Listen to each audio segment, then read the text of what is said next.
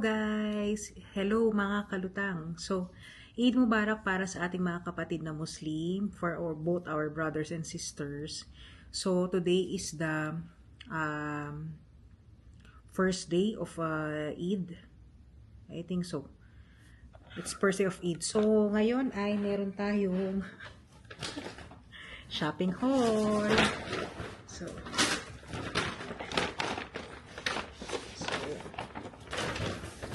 sabi nung kasama ko sa mall kanina, anak daw ako ni Henry C. So, without further ado, mag-unboxing na tayo. So, yung first na binili ko is from L'Occitane. Siyempre, nandito pa yung aking hibiscus tea. Sorry. So, siyempre yung body oil na favorite ko. So, abangan nyo guys yung aking favorite, paano ko sabihin, skincare favorites or basta favorites. Pinakita ko na to sa aking skincare. Ba't ako nag-Arabic? So, ito yung oil.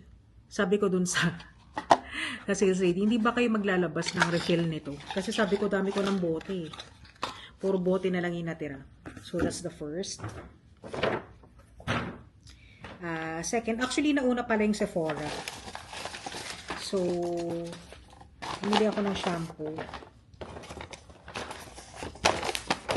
Olaplex. So, abangan yung aking favorites video. Olaplex na shampoo kasi meron pa akong conditioner. At saka, maliit lang na hair oil, Kerastase. Buksan natin. Kasi guys, nga pala guys, napagupit ako. Ayan, kaya lang, hindi ko nagustuhan na aking gupit.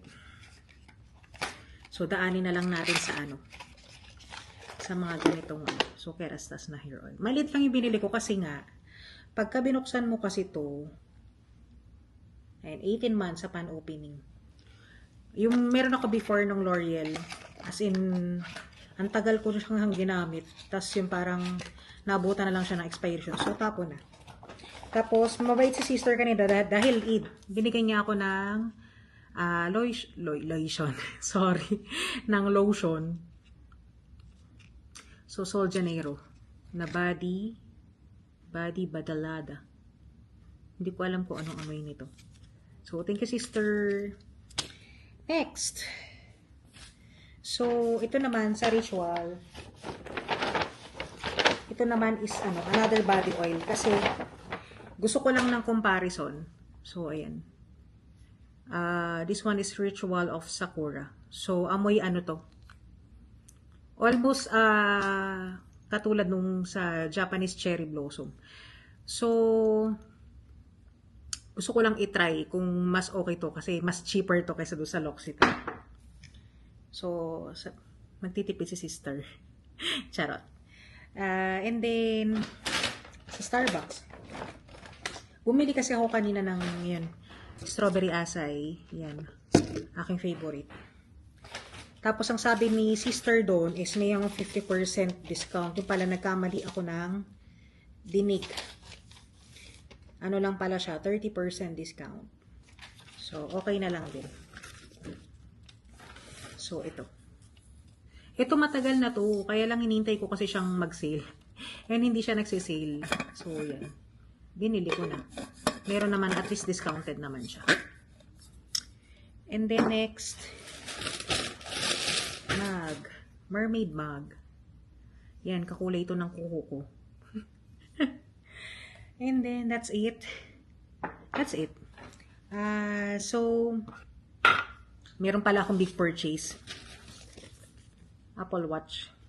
So, maybe na maunang ma-upload yung unboxing, actually hindi unboxing, re-unboxing video ko ng Apple Watch bago itong haul na to.